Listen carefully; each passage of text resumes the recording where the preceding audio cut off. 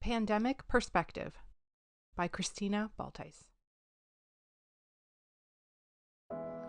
Hi, my name's Christina Baltais, and I'm an artist from Toronto, Ontario. I live with a disease known as myalgic encephalomyelitis, and my personal experiences directly influence the art I create. I'm particularly interested in the intersection of art and advocacy, and using storytelling in my work. The collages I'll be sharing are about living with ME during the pandemic, and my feelings about COVID protocols being lifted. When COVID hit in early 2020, ME scientists predicted that long COVID would become a mass disabling event. This was based on previous recorded infectious outbreaks. For those of us already housebound, it generated a lot of anxiety. There was not only the potential of COVID deteriorating our health further, but also killing us and other vulnerable populations. Another aspect of the anxiety experienced was feeling like those around us weren't taking the proper precautions to ensure our safety. Your bed is your entire world in chronic illness, and every day becomes shelter in place. Even if and when the pandemic ends, our lives will never return to normal. It was particularly hard for the chronically ill and disabled communities to see how the world was finding temporary lockdowns unbearable on their mental health and well-being. While public awareness surrounding the effects of isolation is of paramount importance, why is it only ever talked about when it happens to the able-bodied?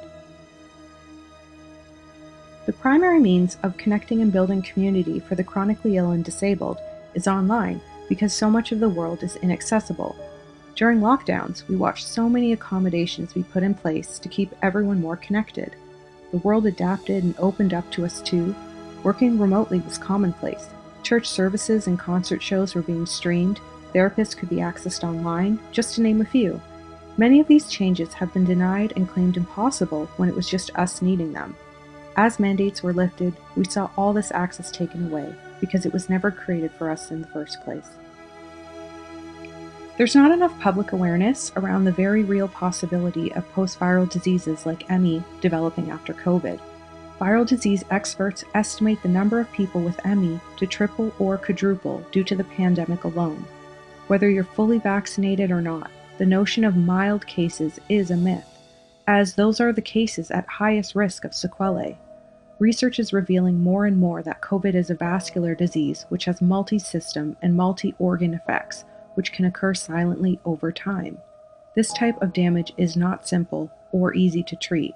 There is no fix or cure for long COVID or possible ME. 16 years ago, I contracted a virus that sent my body plummeting deep into a post-viral disease inferno, with no one or nothing stopping it. The land of post-viral disease, and more specifically ME, is sparse of scientific understanding and treatments, the likes of which you only discover when you find yourself there. When people minimize COVID with statements like, "It's just a flu," "I've had it and I'm totally fine now," or "We need to learn to live with this virus," it negates how serious long-term disability and post-viral disease can be. These statements are not comforting because they're not true for everyone. COVID has killed 6.17 million people worldwide and left millions disabled in its wake. The pandemic is not over just because mask mandates are. Wearing PPE and rapid testing is how we learn to live with this virus, not by pretending it doesn't exist. Seeing friends and family embrace their freedom with the operating assumption that they will be fine feels very disappointing. Making decisions from the mindset that nothing bad could ever happen to you is health privilege at its finest. A healthy diet and lifestyle are not impenetrable shields against post-viral disease, which can strike anyone, even those in the prime of their youth when their vitality is strongest. When lockdowns ended, so did the temporary sentiments of, "We're all in this together."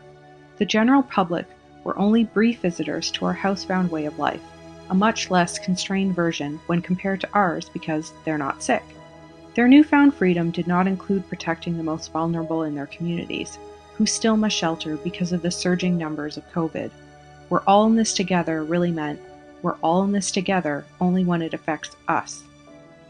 These are just the experiences of one chronically ill, disabled person throughout the pandemic. Thank you so much for taking the time to listen.